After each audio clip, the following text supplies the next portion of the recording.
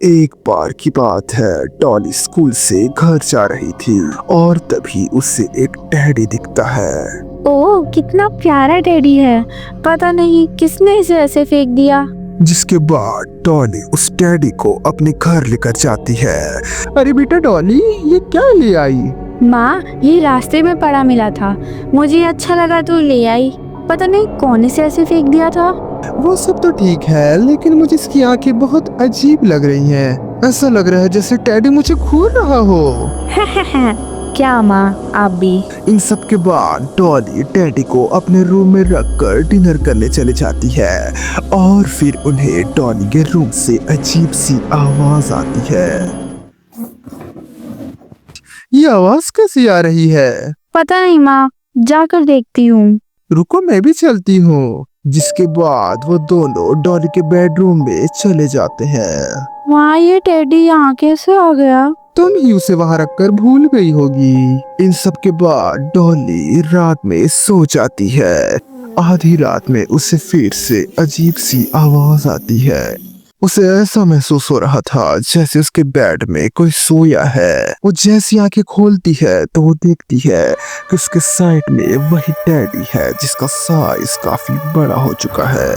वो ये देखकर डर जाती है कि तभी उसकी नींद खुल जाती है, क्योंकि ये सब तो एक सपना था और वो टेडी उसी जगह पे था जहाँ डॉली उसे रख कर सो गई थी। डॉली दोबारा सो जाती है। सुबह उसकी माँ आकर उसे जगाती है। डॉली, बेटा उठो, सुबह हो गई। जब डॉली उठती है तो वो क्या देखती है कि टेडी उसके बेड में है। ये देखकर डॉली डर जाती है और उसकी माँ से कहती है, वहाँ ये टेडी यहाँ कैसे आ गया? मुझे क्या पता, तुम इसे यहाँ रखकर सो गई होगी। नहीं माँ, मुझे अच्छे से याद है, ये वहाँ रखा था मैंने। पर हाँ, शायद हो सकता है किसी। ओह कम ऑन डॉली, स्कूल के लिए तुम्हें लेट हो रहा है, जल्दी नाश्ता करके तैयार हो जाओ। ठीक है माँ। इन सब के बाद डॉली स्कूल के लिए निकल जाती है, लेकिन वो उस टेडी को भी साथ रख लेती है। जब से ये टेडी घर आया है, सच में बहुत अजीब सा महसूस हो रहा है। मैं इसे वहीं वापस फेंक दूंगी जहाँ पे ये था।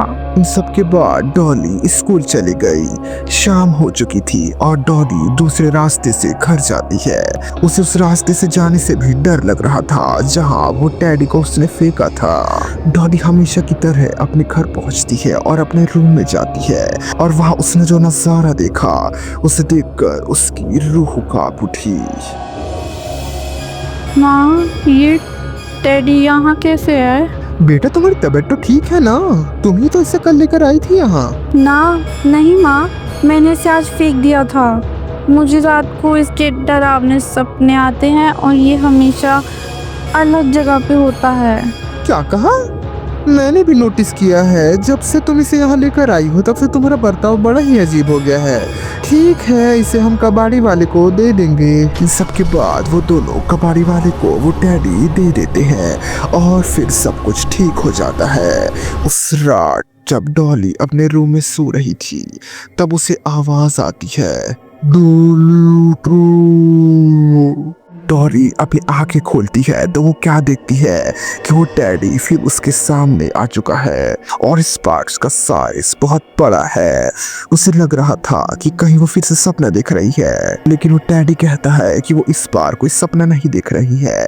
आज मैं तुम्हें खत्म कर दूंगा। रुक जाओ, मैंने क्या बिगाड़ा है तुम्हारा? मैं तो बस तुम्हारा दोस्त बनना चाहता था, लेकिन तुमने मुझे फेंक दिया। मेरी पुरानी मालकिन ने भी मुझसे शुरू में बहुत प्यार किया, वो लम्हे मैं कभी नहीं भूल सकता। लेकिन जब वो बड़ी हुई उसने मुझे फेंक दिया और उसी तरह तुमने भी मुझे फेंक दिया। सॉरी, मैंने जो भी गलत किया होगा, प्लीज मुझे माफ कर दो। प्लीज, मैं ऐसे दोबारा नहीं करूँगी। प्लीज मुझे माफ कर दो, मैं तुम्हें हमेशा अच्छे से रखूंगी। ये देखकर टेडी सिर्फ शांत खड़ा रह जाता है। तभी डॉली की माँ भी वहाँ आ जाती है। वो कहती है, आखिर तुम किस तरह के टेडी हो? तुम्हारा काम बच्चों को खुश रखना है या डराना? तभी टेडी कहता है, हाँ सही कहो, मैं सच में एक बेकार टेडी हूँ। मैं तो बस सबको खुश रखना चाहता था और सबका फेवरेट डैडी बनना चाहता था, लेकिन ये मैं क्या बन गया। तभी वो टेडी ये कहते हुए गायब हो जाता है और इन सब के बाद वो टेडी फिर कभी नजर नहीं आया। अगर आपको हमारी वीडियो पसंद आया है तो इस वीडियो को लाइक और चैनल को सब्सक्राइब करें। मिलेंगे किसी और दिन किसी और खौफनाक किस्से के साथ, तब तक के लिए नमस्कार।